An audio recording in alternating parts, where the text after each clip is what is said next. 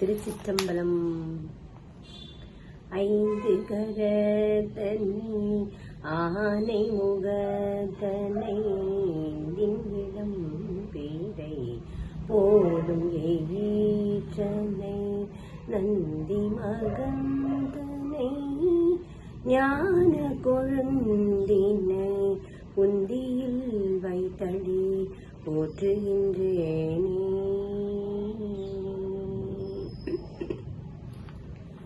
பிடியதன் நூறு உமை கொடமிகு கரியது வடி கொடுத்தனதடி வழிபடும் அவரிடர் கடிகணபதி வர அருளினம் மிகு கொடை வடிவினர் பயில் வலி வலமுறையிலேயே. திருச்சிற்றம்பலம். ஊழியர் கோன் வெப்பொழித்த புகழியர் கோன் கழல் போற்றி ஆழிமிசை கல்மிதப்பில் அணைந்த பிரானடி போற்றி வாழி திருநாவலூர் தொண்டர் பதம் போற்றி உழிமல்லி திருவாத உர திருத்தாள் போற்றி.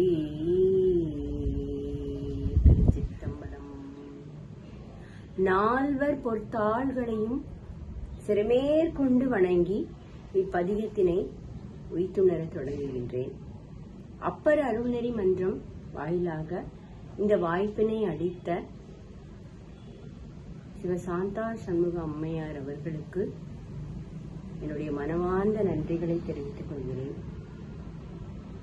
நம் எல்லோரையும் ஆட்டுவித்துக் கொண்டிருக்கும் தில்லை கூத்தன் எம்பெருமான் திருவடிகளை மனம் மொழி மெய்களால் வணங்கி இதனை தொடங்குகின்றேன். இதனை உய்த்துணர காத்திருக்கும் அனைத்து அன்பர்களுக்கும் அடியார்களுக்கும்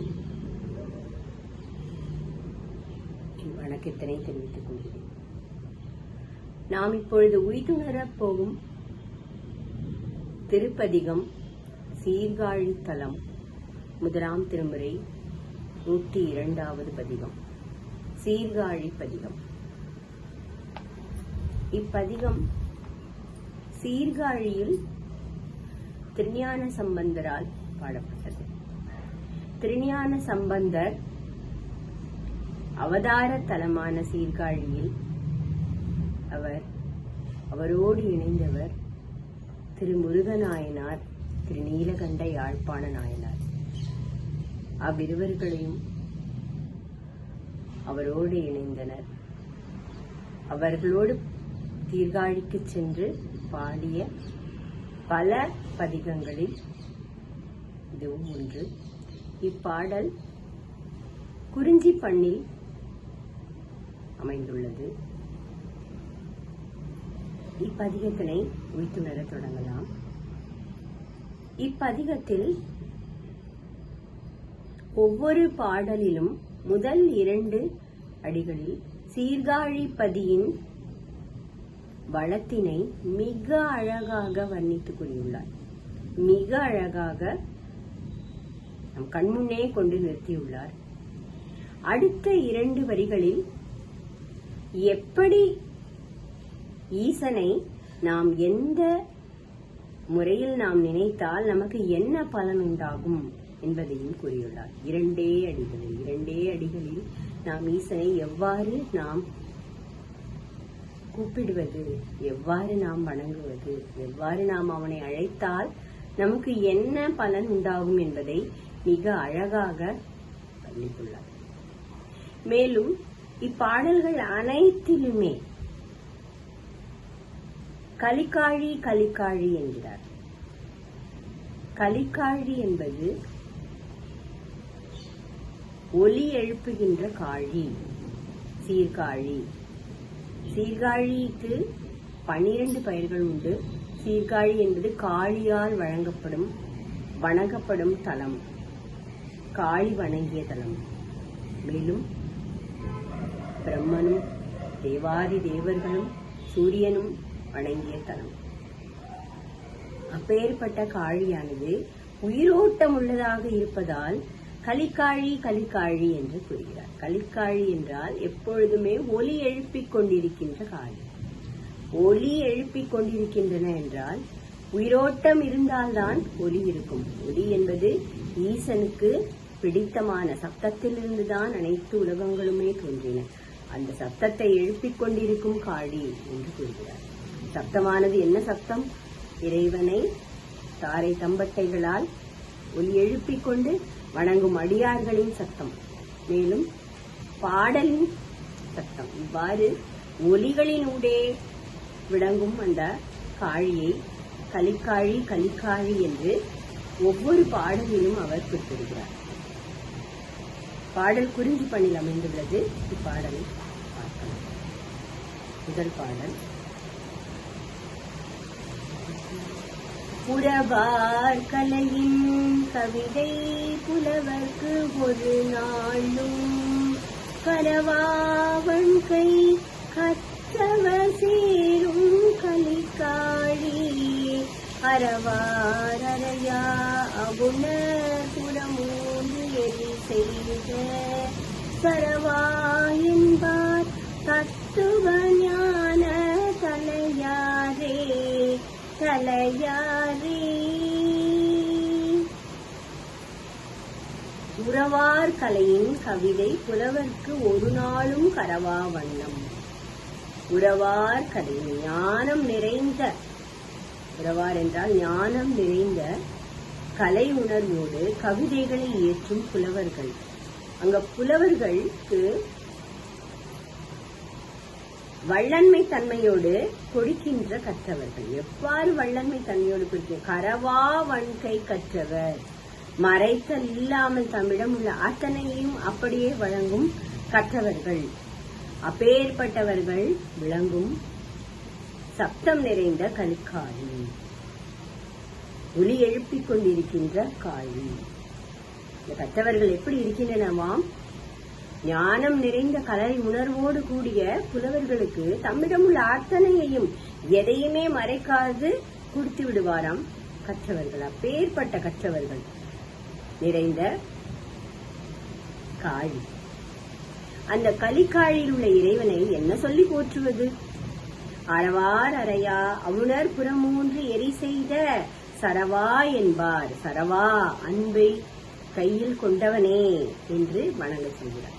அன்பை கையில் கொண்டவனே. எப்பேற்பட்ட அம்பு? புறமூன்று எரி செய்த அவுணர் புறமூன்று எரி செய்த அம்பினை கையில் கொண்டவனே என்று வணங்கினாள்.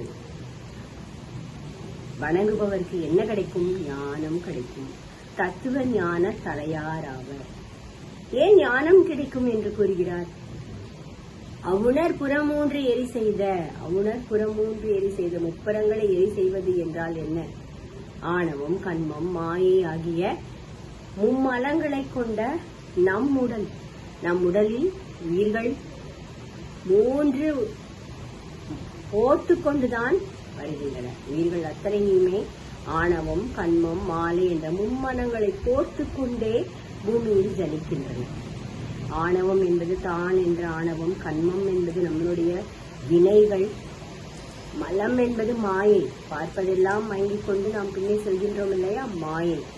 அத மூன்றையுமே எரி செய்த அம்பை கொண்டவன். அவற்றையெல்லாம் பொடி செய்து விடுவான், பொடி செய்து விடுவான் ஈசன். அப்பேற்பட்ட அன்பினை அவன் கையில் வைத்திருக்கின்றான். ஆணவமானது, கண்மமானது, மாயையானது எளிதில் அழியக்கூடியது அல்ல. ஆனால் ஈசனை நாம் வணங்கினால் அந்த மூன்றையும் ஒரே அம்பால் அவன் முப்புறங்களை எரித்தது போல் அந்த மூன்று மலங்களையும் எரித்து அழித்து நம்ம உயிரினை மோட்சத்திற்கு கொண்டு செல்வாம் என்பதை நாம் உணர்ந்து கொண்டு புறம் எரித்த இறைவா என்று அவனை வணங்குபவர்கள் அத்தனை பேரும் தத்துவ ஞான தலையாரே என்கிறார். தத்துவ ஞானத்தில் தலைவராவார்கள் என்றார்.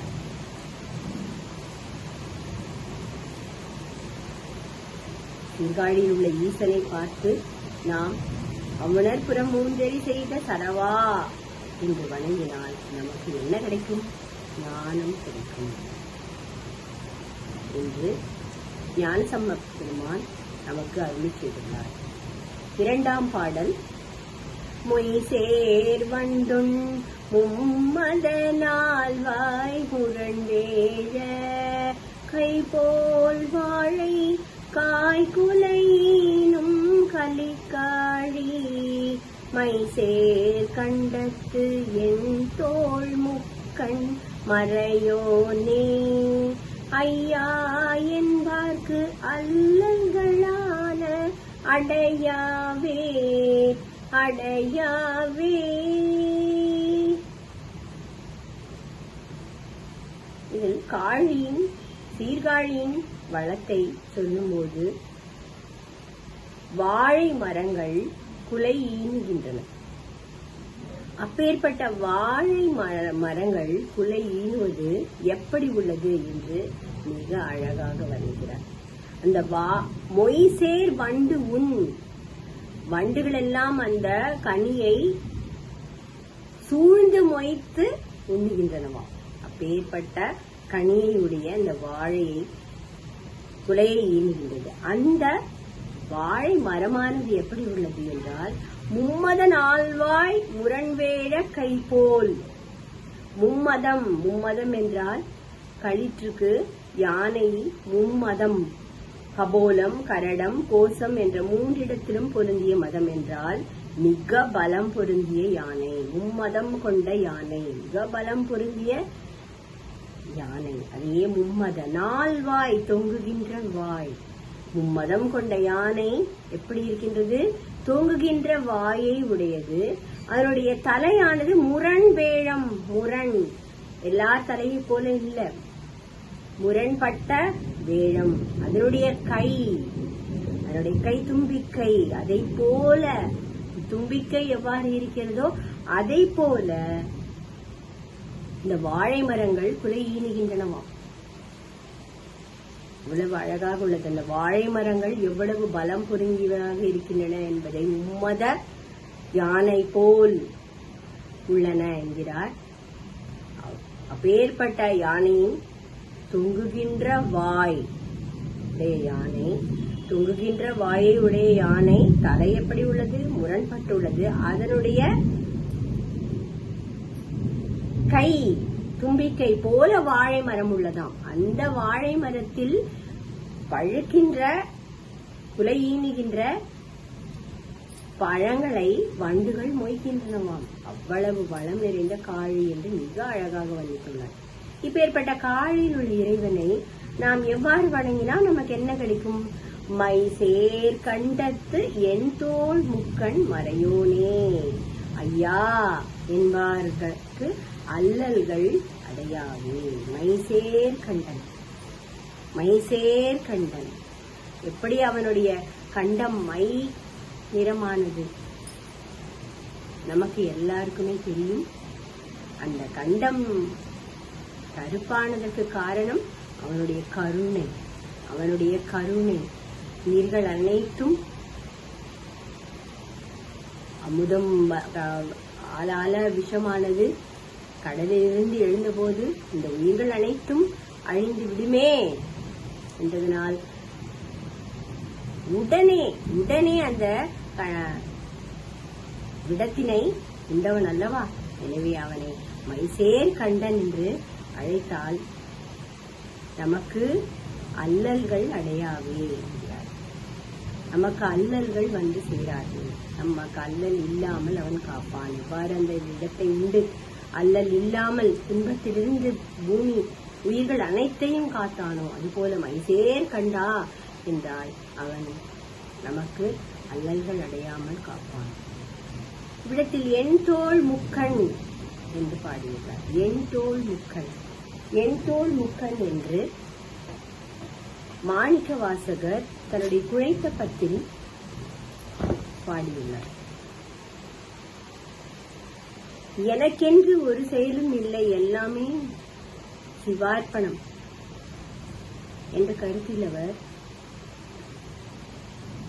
பாடியுள்ளார்.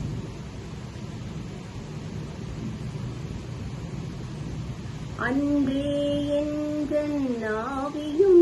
உடலும் உடைமை எல்லாமும் குன்றே அணையாய் எனையாட் கொண்ட போதே கொண்டிலையோ இன்றோரிடையூறு எனக்குண்டோ என் தோள் முக்கண் எம்மானே என் தோள் முக்கண் எம்மானே நன்றே செய்வாய் பிழை செய்வாய் நானோ இதற்கு நாயகமே என்று என் தோள் முக்கண் எம்மானே என்று இறைவனை நோக்கி நான் செய்வது எல்லாமே இனி நான் செய்வதில்லை நீ செய்வதுதானே என்று எனக்கென்று ஒரு செயலும் இல்லை என்ற குறிப்பில் அவர் பிழை செய்வது நன்று செய்வது எல்லாமே நீதானே அப்பா என்று சரணாகதி பாடியுள்ளார்.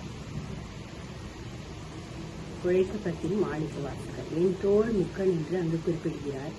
அதே போன்று நம் அப்பர் சுவாமிகள் திருநாவுக்கரசரும் இறைவனை நான் முகத்தான் என்று பாடியுள்ளார். நான் முகத்தான் என்றால் என் தோள்கள் கொண்டவன்.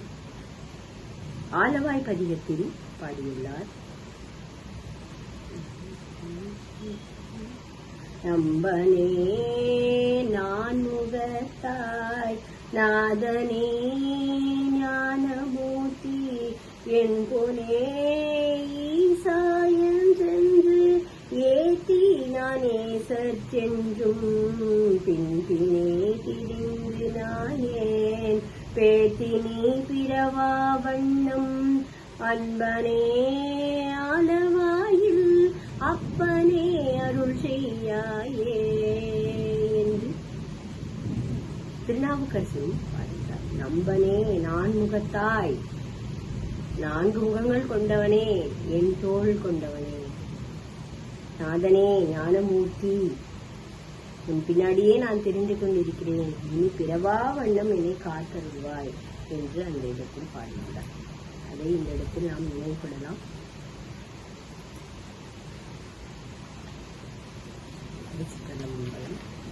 திருச்சிற்றம்பலம் 3ஆம் பாடல்.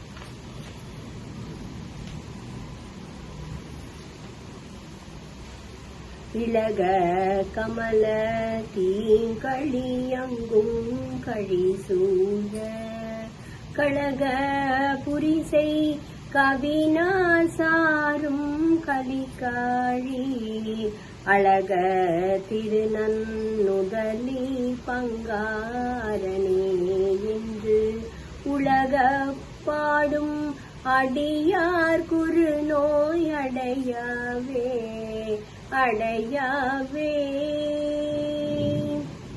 இளக கமல தீங்களி அங்கும் கழி சூழ கழி சூழ மூடுகின்ற கழிகள், இந்த கழிகள் உப்பங்கழிகள் சூழப் பெற்றுள்ள இந்த சீர்காழியானது அந்த உப்பங்கழிகளில் என்ன இருக்கின்றது என்றால் தேன் ஓடுகின்றதாம். தேன் எப்படி ஓடும் என்றால் அப்பொழுது அழந்த தாமரை மலர்களிலிருந்து தேன் வழிந்து இந்த கழிகளில் ஓடுகின்றதாம். அப்பேற்பட்ட கழிகள் சூழ்ந்த சீர்காழி. அதனுடைய மதில்கள் எவ்வாறு இருக்கின்றனவாம்? கழக புரிசை கவினார் சாரும் கலிக்காழி. கழக புரிசை என்றால் சுண்ணாம்பினால் அழகு இயன்ற அழகு பொருந்திய மதில்களை உடையதான கலிக்காழி.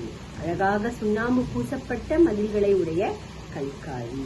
ஆரவாரம் மிக்க காழிப்பதி என்று காழிப்பதியை மீண்டும் இதில் வருகிறார். ஆரவாரம் மிக்க காழி.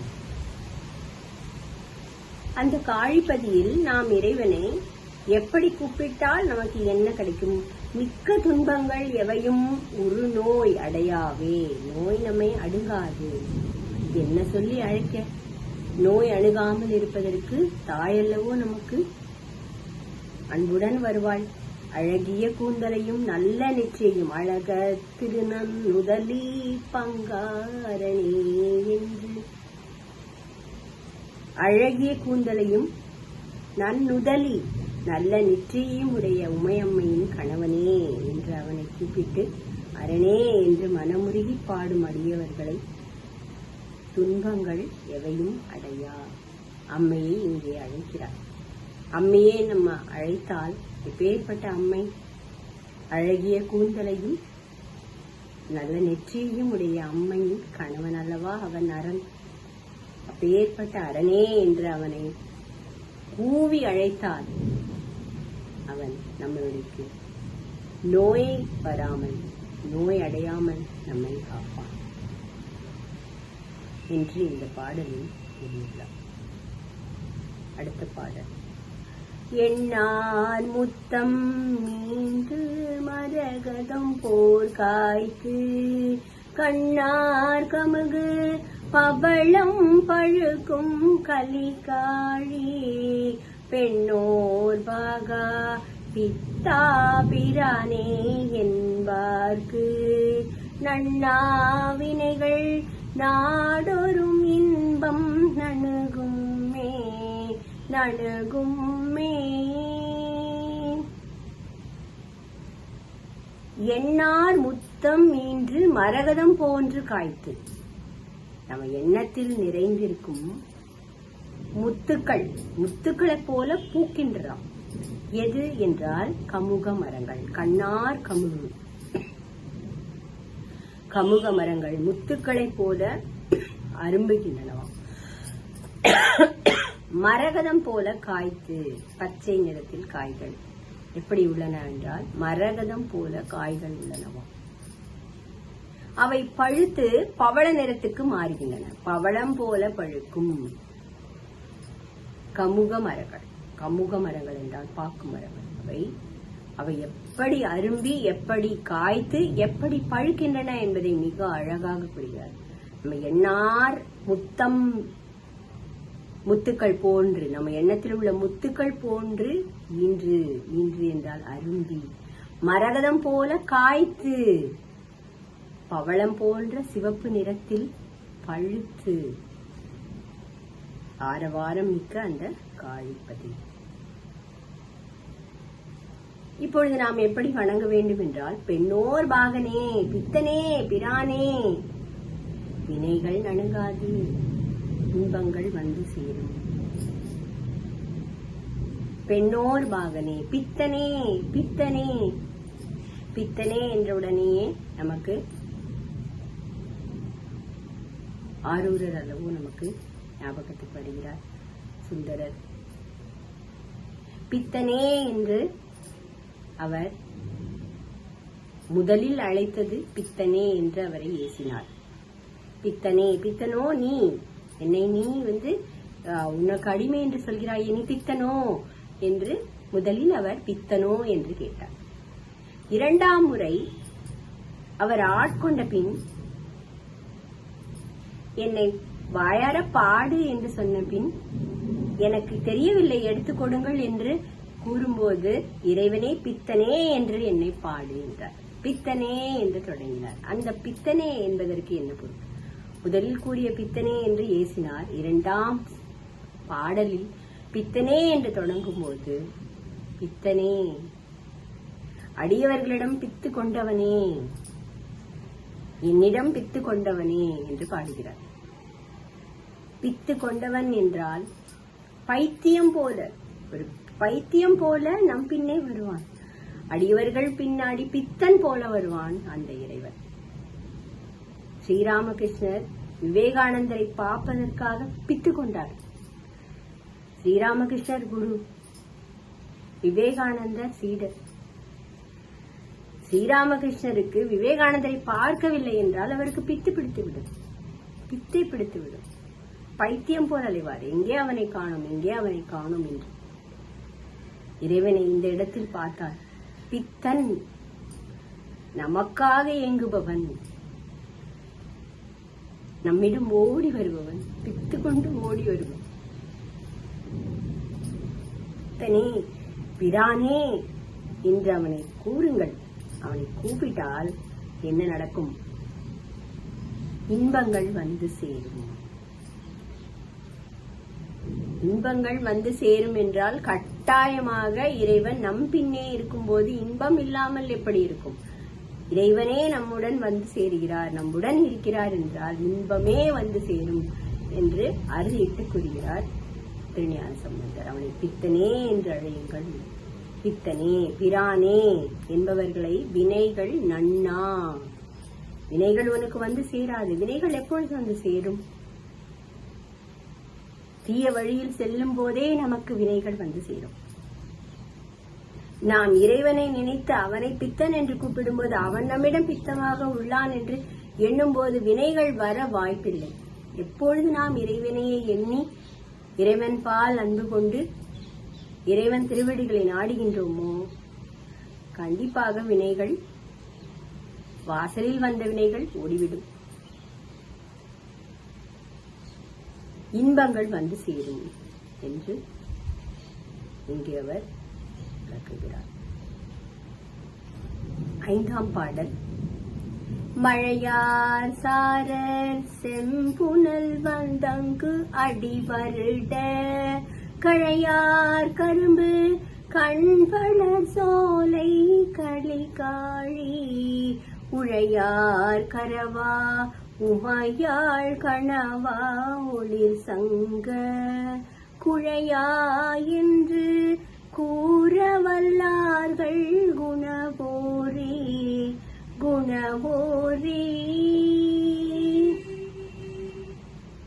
மழையார் சார செம்புனல் வந்து அங்கு அடிவருட. செம்புனல் சிவந்த நிறமுடைய தண்ணீர் வந்து அடிகளை வருடுகின்றதாம். எதனுடைய அடிகளை வருடுகின்றது? மூங்கில் போன்ற பருத்த கழையார் கரும்பு கண்வளர் சோலை. கரும்பின் கணுக்களில் வந்து வருடுகின்றதாம். எது? சிவந்த நிறமுடைய தண்ணீர். தண்ணீர் எங்கிருந்து வருகிறது? மேகங்கள் தாங்கிய குடதிசை மலை சாரல்களிலிருந்து வருகின்றது. வளம் நிறைந்த மண்ணான மண்ணோடு சேர்ந்து அது வரும்போது செம்புனல் என்று கூறுகிறார். சிவந்த நிறமுடைய மண்ணாக வந்து அது அடி வருடுகிறதாம். எதனுடைய அடியை வருடுகிறது? மூங்கிலின் போன்று கனமாக காய்த்திருக்கும் கரும்பு, கரும்போட கணுக்களில் வருடுகிறதாம். அதனுடைய கணுக்களில் வருடும்போது அந்த கணுக்கள் வளர்கின்றனவா. அப்பேற்பட்ட சோலைகள், எப்பேற்பட்ட வளம் நிறைந்த சோலையாக இருக்க வேண்டும். நீர் அடித்துக் கொண்டு வரும்போது, அது செம்புனல் நிறத்தில் வரும்போது அதனுடைய கரும்பின் கணுக்களில், கரும்புகள் மூங்கில் போன்று வளர்ந்திருக்கின்றனவாம். அவற்றின் கணுக்களில் அந்த நீர் பாய்ந்து அதனுடைய கணுக்கள் வளர்கின்றனவாம். அப்பேற்பட்ட சோலைகளை உடைய ஒளிமிக்க சீர்காழிப்பதி, பேர்பட்ட வளங்கள் இறைந்ததால் இறைவனை ஒளியோடு ஆரவாரித்து வணங்கும் அந்த காழிப்பதியில் எழுந்துள்ள ஈசனை மானேந்திய கையனே, உமையம்மையின் கணவனே, ஒளி புரிந்திய சங்க குழையை அணிந்தவனே என்று கூறினால் என்ன கிடைக்கும்? குணம் மிக்கவர் ஆவர் என்கிறார். இங்கே என்ன கூறி அழைக்க வேண்டும் என்கிறார்? மானேந்திய கையனே. மானை அவர் ஏந்தி இருக்கின்றார். மான் ஏந்திய, எப்பொழுது மானை ஏந்தினார்? தன் மேல் ஏவப்பட்ட மான், தன் மேல் ஏவப்பட்ட, தனக்கு எதிராக ஏவப்பட்ட மானை அப்படியே அவர் கையில் ஏந்திவிட்டார். அதிலிருந்து அவருடைய குணமானது நமக்கு விளங்குகிறது. பெருந்தன்மையான குணம். அவர் மேல் ஏவப்பட்ட அத்தனையுமே அவர் அப்படியே தன்னிடம் மாற்றிக்கொண்டார். அப்பேற்பட்ட மானை அவர் கையில் ஏந்தினார். உமையம்மையின் கணவனே, ஒளி புரிந்திய சங்க குழையை அணிந்தவனே. குழை என்றாலே குழைகின்ற, குழையும் என்றாலே குணத்துக்கு சம்பந்தமான, குழைகின்ற குணம், அன்பான குணம். அந்த சங்க குழையை அணிந்தவனே, குழைகின்ற சங்க குழை அணிந்தவனே என்று கூறும்போது பாடுபவர்கள் குணமிக்கவர் ஆவர் என்கின்றார். அவனை இவ்வாறு அழைத்தால் என்ன ஆகும்? நமக்கு குணம் வரும். மானை ஏந்தி இருக்கின்றான் மையம்மையின் கணவன், சங்க குழை அணிந்திருக்கின்றான். ஏற்பட்ட குழைந்து வருபவன், குழைந்து என்றால் மனமுருகி நமக்கு இறங்கி வரும் அப்பேற்பட்ட இறைவா என்று கூறும்போது நமக்கு குணம் வரும். அப்படி பாடுபவர்களுக்கு குணம் மிக்கவர் ஆவர் என்று அருமையாக கூறுகிறார். திருச்சிற்றம்பலம். திருச்சிற்றம்பலம். ஆறாம் பாடல். குறியார் திரைகள் வரை கண்ணின்றும் கோட்டாறு கரியார் கழிசம் பிரசம் கொடுக்கும் கலிகாழி வெறியார் கொன்றை சடையா விடையா என்பாரை அறியாவினோ அருநோய் பாவம் அடையாவே அறியாவினைகள் அருநோய் பாவம் அடையாவே அடையாவே. குறியார் திரைகள். குறியார் என்றால் குறியோடு வரக்கூடிய திரைகள், தாள ஒலியோடு வரக்கூடிய அலைகளை உடைய அருவிகளிலிருந்து வரக்கூடிய ஆறு கோட்டாராக வருகின்றது. வேகமாக பாய்ந்து வருகின்ற கோட்டாறு எப்படி வருகின்றது? தாள ஒலி குறிப்போடு வருகின்றது. அப்படி வரக்கூடிய கோட்டாறானது இரு கரைகளுக்குள் அடங்கி ஆறாக வருகின்றது. வருகின்ற அந்த ஆறானது வழியில் கரியார் கழி மிளகுகளுடைய கொடித்தண்டுகளின் சுவையை தன் தண்ணீருக்கு வழங்குகின்றது. வரும் வழியில் வளமாக வளர்ந்து கொண்டிருக்கின்ற மிளகு கொடிகளின் வாசனைகளை தண்ணீருக்கு கொண்டு தருகின்றதாம். அப்பேற்பட்ட ஆரவாரம் மிக்க கலிக்காழி காழிப்பதியில் எழுந்தருளியிருக்கிறார் நம் ஈசன்.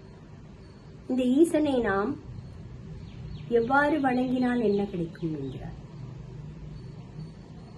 விடையை ஊர்ந்து வருபவனே, வெறியார் கொன்றை சடையா விடையா என்பாரை. கொன்றை மாலை அணிந்திருப்பவனே, வெறி என்றால் மனம், மனம் கமழும் கொன்றை மாலை அணிந்திருப்பவனே, சடை கொண்டவனே, விடையில் அமர்ந்திருப்பவனே என்று கூறினால் நமக்கு என்ன கிடைக்கும் என்றால் அறியா வினைகளும் அருநோய் பாவமும் நம்மை அடையாது. விடைப்பாகா என்றால் என்ன? விடையின் மேல் அமர்ந்திருப்பவனே, தர்மத்தின் மேல் அமர்ந்திருப்பவனே, தர்மத்தை குறியாக கொண்டுள்ளவனே, தர்மத்தின் அடையாளமே அவனுடைய விடை. அதனை நோக்கி நாம் பாடும்போது நாம் தர்மம் தவற மாட்டோம். தர்மம் தவறினால்தானே நமக்கு பாவமும் வினைகளும் வந்து சேரும். குறிகொண்டு அவனை விடைப்பாகா என்று நாம் பாடும்போது அவன் நம்மை தர்மத்தினின்று பிறராமல் காப்பான். நம்மை பாவங்கள் அணுகாது. விடைப்பாகா சடை என்பதும் அவனுடைய தர்மத்தினையே குறிக்கும். அவனுடைய தர்மத்தினை குறியாக கொண்டு இருப்பவன் அவன். அந்த விடையானது திருமாலே விடையாக இருப்பதாக மாணிக்கவாசகர் தன்னுடைய சாழல் பதிகத்தில் பாடியுள்ளார். கடகரியும் பரிமாவும் தேருமுகந்து ஏறாதே இடபமுகந்து ஏறியவாறு எனக்கரிய இயம்பேடி தடமதில்கள் அவை மூன்றும் தழலெரித்த நாளில் இடபமதாய் தாங்கினான் திருமால் காண் சாழலோ. இடபமதாய் தாங்கினான் திருமால் காண் சாழலோ. ஏன் இடபத்தில் ஏறி இருக்கிறான் என்று கேட்கும்போது திருமாலே இடபமதாய் தாங்கினான் என்று கூறுகிறார் மாணிக்கவாசகர். அப்பேற்பட்ட இறைவனை விடைப்பாகா என்று கூறும்போது நமக்கு பாவங்கள் அடைய மாட்டார். தர்மத்திலிருந்து நாம பிழற மாட்டோம். எப்பொழுதும் இறைவனை நினைத்து நாம் விடைப்பாகா என்று நாம் அவனை குறிப்பிடும் போது பாவங்கள் எவ்வாறு நம்மை வந்து சேரும்? வாசலில் இருந்தே ஓடிவிடும்.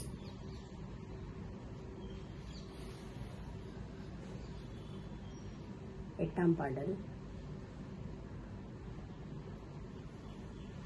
புலம்கொள் சங்கத்தார் கலியோத துதை உண்டு கலங்கள் வந்து கார்வயலேறும் கலிக்காழி இலங்கை மன்னன் தன்னை இடர் கண்டு அருள் செய்த சலம்கொள் சென்னி மன்னா என்ன தவமாமே தவமாமே. உலம்கொள் சங்குகள், வலிய சங்குகள், வலிய சங்குகள் தோணிகள் மேல் மோதுகின்றனவாம். கடலில் உள்ள தோணிகள் மேல் மோதி அந்த தோணிகளானது கரிய வயலில் மோதுகின்றனவாம். கலங்கள் வந்து கார் வயலேறும் கலிக்காழி. கலங்கள் வந்து கார் வயலேற காரணம் என்ன? வலிமையான சங்குகள் கடலில் வந்து தோணிகள் மேல் மோதுவதே காரணம். அப்போற்பட்ட வளமுடைய கடல். கடலில் சங்குகள் எவ்வாறு இருந்தால் கடல் வளத்தை நாம் அறிந்து கொள்ளலாம். கார் வயலேறும், வயலின் வளத்தையும் அங்கு காண்பிக்கிறார். வயலேறும் தோணிகள் வந்து வயல் மேல் ஏறுகின்றனவாம். அப்பேற்பட்ட கலிக்காழி, ஒலிமிக்க சீர்காழி. இங்கும் அவர் ஒலிமிக்க சீர்காழி என்று கூறுகிறார். இங்கு இறைவனை என்ன வணங்கினால் என்ன கிடைக்கும்? இலங்கை மன்னன் தன்னை இடர் கண்டு அருள் செய்த. அவன் தனக்கு இடர் செய்தான் என்றாலும் இவன் அருள் செய்தான். இலங்கை மன்னன் இடர் செய்த போதும் இறைவன் அவனுக்கு மரக்கருணை செய்த பின் அவனுக்கு அருளும் செய்தான் அல்லவா? அதை நினைத்து இங்கு நாம் குறிப்பிடுகிறோம். சலம்கொள் சென்னி மன்னா, மன்னவனே என்று கூற நமக்கு தவமாகும். சலம்கொள் சென்னி கங்கை. கங்கை எப்படிப்பட்டவள்? பிரவாகமாக ஓடுவாள். அவளுடைய ஆற்றல் என்பது அளவிடத்திற்கு அரியது. அப்பேற்பட்ட கங்கையை அவன் அடக்கி அல்லவா அவன் தலையில் வைத்திருக்கிறான். தவம் என்பது அடக்குதல். ஐம்புலன்களும் நமக்கு செய்யக்கூடிய அத்தனை இடர்களையும் அத்தனை பாடுகளையும் அடக்குவதல்லவோ தவம். அவ்வாறு அடக்கி அவன் வைத்திருக்கின்றான் தலையில். அப்பேற்பட்ட இறைவனை நாம் நினைத்து பார்க்கும்போது நமக்கு அவன் தவத்தை அருள்வான். கருணையும் புரிந்தான் அல்லவா? ராவணனுக்கு கருணை புரிந்தான். கருணையும் தவத்திற்கு ஒரு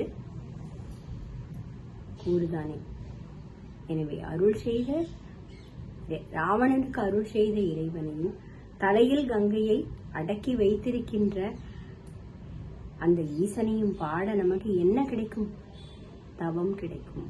நாமும் அதே போல் நாம் ஐம்புலன்களை அடக்கி நாம் இறைவன் பால் செல்வதற்கு நமக்கு அவர் அருள்வார்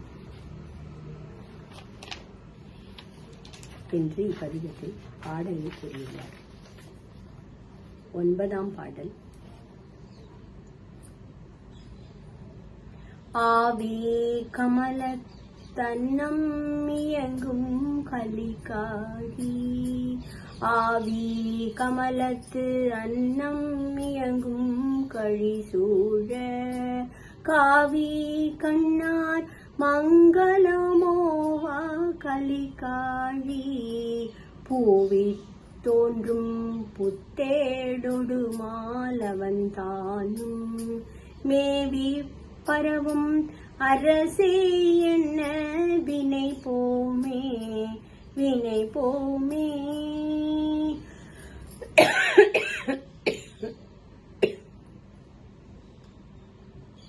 உப்பங்கழிகள் சூழ்ந்திருக்கின்றன காழியில். அந்த உப்பங்கழிகளில் அன்னங்கள் நடமாடுகின்றனவா? எப்பேற்பட்ட அன்னங்கள்? இந்த அன்னங்கள் ஓடைகளில் உள்ள, வாவி என்றால் ஓடை, ஓடைகளில் உள்ள தாமரை மலர்களில் வாழும் அன்னங்கள் எங்கு நடமாடுகின்றன? உப்பங்கழிகளில் நடமாடுகின்றன. அதை சூழ்ந்து இருக்கின்றன. காவி கண்ணார் மங்களம் ஓவா கலிக்காழி. மகளிரது கண்கள் எவ்வாறு உள்ளனவாம்? காவி கண்ணார் என்றால் இங்கு நீல மலர் போல உடைய கண்கள், கண்களை உடைய மகளிர்கள் மங்கள ஒலி ஓவாது கூறுகின்றனவாம். அவர்கள் மந்திரங்களையும் பாடல்களையும் இடையராது கூறுகின்றனவாம். அப்பேற்பட்ட செழிப்பு மிக்க சீர்காழி. ஆவி கமலத்து அன்னம் இயங்கும் கழி சூழ. ஆவி கமலத்து ஆவியில் உள்ள இந்த குளத்திலும் ஓடைகளிலும் உள்ள தாமரைகளில் வாழும் அன்னங்கள் இங்கு நடமாடுகின்றனவாம். உப்பங்கழிகளை சூழ்ந்து நடமாடுகின்ற அன்னங்கள் நடமாடுகின்றன, உப்பங்கழிகளை சூழ்ந்து. அந்த அன்னங்கள் எங்கே இருக்கும்? தாமரைகளில் வாழும் அன்னங்கள். அப்பேற்பட்ட காழி. நீல காவி கண்ணார் மங்கள மோவா கலிக்காழி. நீல நிறத்துடைய கண்களை உடைய பெண்களுடைய வாய்களிலிருந்து வரக்கூடிய மந்திரங்கள், அவர்களுடைய வாய்களில் வந்தக்கூடிய மங்கள ஒலிகள் ஓவாது ஒலித்துக் கொண்டிருக்கும் கலிக்காழி என்று கூறுகிறார். இங்கு நாம் எவ்வாறு பாடினால் என்ன கிடைக்கும்? தாமரை மலர் மேல் உரையும் பிரம்மனும் திருமாலும் வந்து பரவும் அரசனாக விளங்கும் பெருமானே. புவித் தோன்றும் புத்தேளொடு மால் அயனும் மேவி பரவும் அரசே.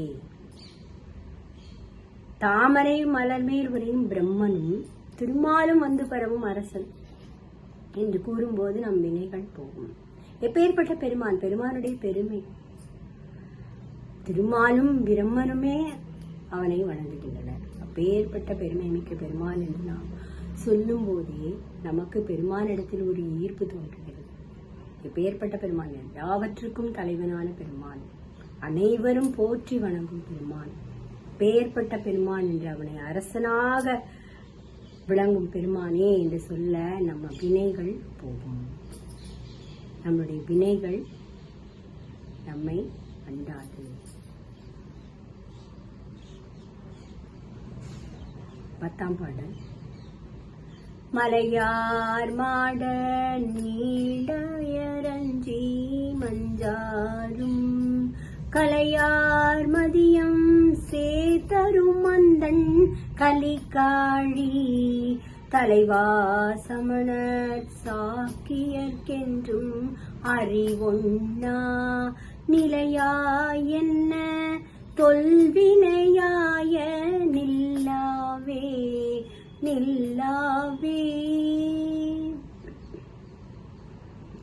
மலையார் மாட நீடு இஞ்சி மஞ்சாரும். இஞ்சி என்றால் மதில்கள். இந்த மதில்கள் மேல மதி வந்து தங்கும், சந்திரன் வந்து தங்கக்கூடிய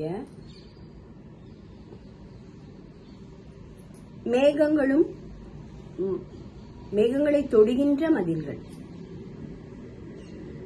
அந்த மதில்களின் மேல் சந்திரன் வந்து தங்குகின்றானாம். குளிர்ந்த ஒளிமிக்க காழிப்பதி என்று கூறுகிறார். குளிர்ச்சியையும் ஆரவாரமிக்க காழிப்பதியையும் இங்கே குறிப்பிடுகிறார். எப்படிப்பட்ட மாடங்கள்? மலை போல் மலையார் மாட, மலை போல உயர்ந்த மாட வீதிகள்.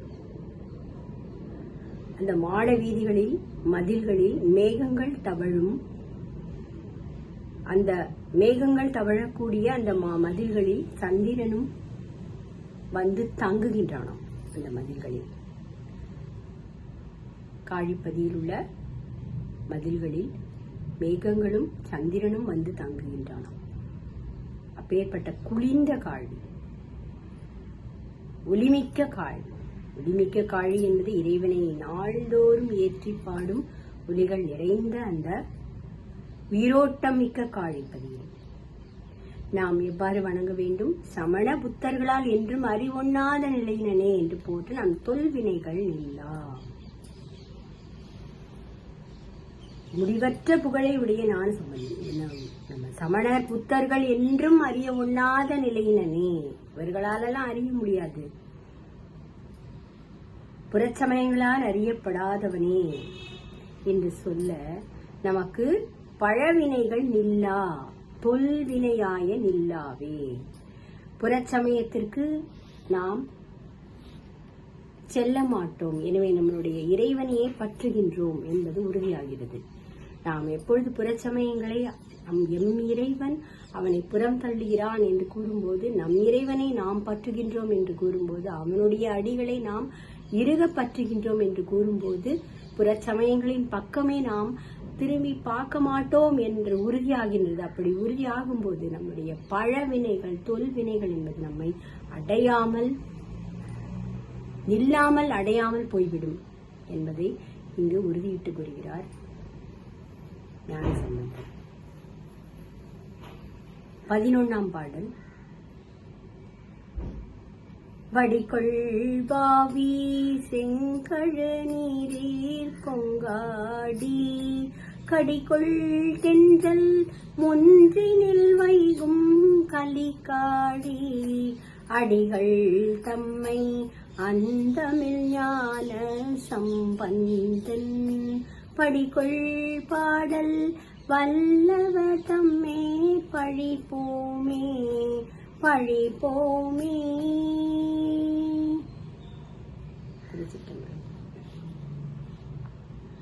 வடிகொள் வாவி, குளங்கள்.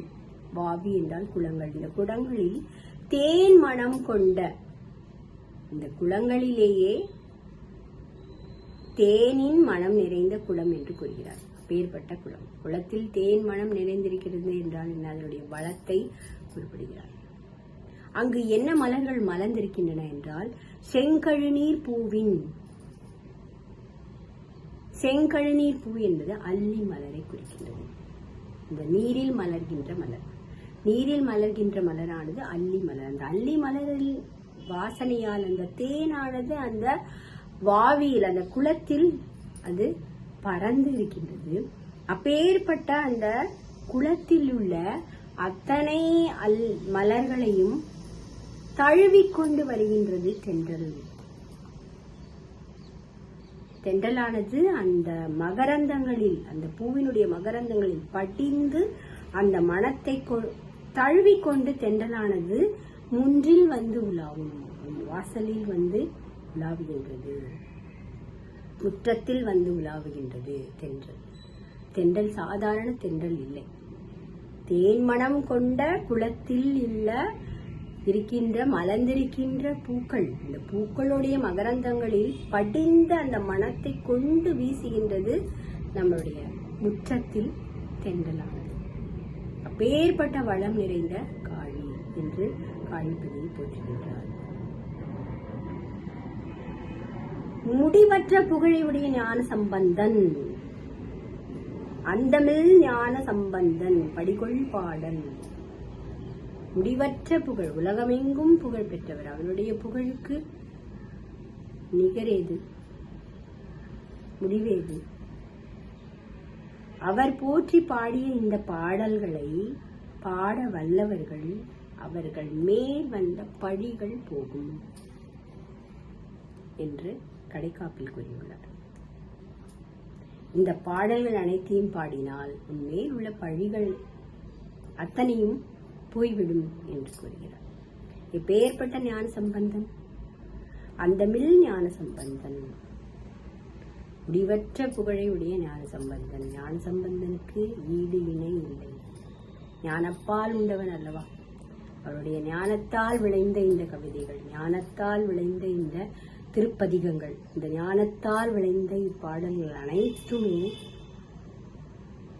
நம்மை கண்டிப்பாக உய்வடைய செய்யும் பதிகங்கள். இவற்றை எல்லாம் பாட வல்லவர்கள் மேல் வந்த பழிகள் அத்தனையும் போகும் என்று உறுதியிட்டு கூறுகிறார் ஞானசம்பந்தர். இந்த பாடல்களில் எல்லாமே அவர் இறைவனை ஒவ்வொரு முறையில் அவர் பாட சொல்கிறார். ஒவ்வொரு வகையாக பித்தனே என்றும், சடையா என்றும், வெடைப்பாகா என்றும் ஒவ்வொரு தனித்தனியான தன்மைகளை அவர் விளக்கி விளக்கி கூறி, இதனால் இது கிடைக்கும். சலம்கொள் சின்னி, கங்கையை சடையில் வைத்தவனே, மன்னனுக்கு, இலங்கை மன்னனுக்கு அருள் செய்தவனே என்று ஒவ்வொரு கூற்றினையும் தனித்தனியாக இறைவனை உணர்த்தி உணர்த்தி பாடுகிறார். ஏனென்றால் இறைவனானவன் தம் பெருமை தான் அறியா தன்மையன் என்று கூறுகிறார் மாணிக்கவாசகர். தன் பெருமை தான் அறியா தன்மையன். அவன் பெருமையை நாம் அவனுக்கு உணர்த்தி கூறும்போது நம்ம அந்த உணர்த்தி கூற கூற நம்முடைய உயர்வு நிச்சயப்படும். எந்த தன்மையை உயர்த்தி கூறுகிறோம் என்பது நாம் உயர்த்தி உயர்த்தி நாம் கூற வேண்டும். மாணிக்கவாசகர் இவ்வாறு கூறுகிறார், தம் பெருமை தான் அறியா. அம்பரமாம் புள்ளித்தோள் ஆலாலம் ஆரமுதம் எம்பெருமான் உண்டசதோர் எனக்கரிய ஐயம்பேடி எம்பெருமான் ஏதுடுத்து அங்கேதமுது செய்திடினும் தன் பெருமை தானறியா தன்மையன் காண்சாழலோ என்கிறார். அவனை அவ்வாறு உயர்த்தி உயர்த்தி பாட பாட ஒவ்வொரு தன்மையும் கூறி கூறி நாம் அவனை உயர்த்த உயர்த்த நம்முடைய உயர்வுக்கே அது வழிவகுக்கும் என்பதை நாம் இங்கு உணர்ந்து கொண்டு இப்பாடல்கள் அனைத்தையும் நன்கு ஒன்றி உள்ளம் ஒன்றி உருகி பாட நாம் அத்தனை பயன்படும் பெற்று பழி பாவம் நீங்கி வாழ்வோம் என்பது நாம் உறுதி கொண்டு நாம் இப்பதிகங்களை எல்லாம் சீர்காழிக்கு சென்று பாடினால் இன்னும் அது தவமாகும் என்று கூறி இதனை முடித்துக் கொள்கிறேன். நன்றி, வணக்கம்.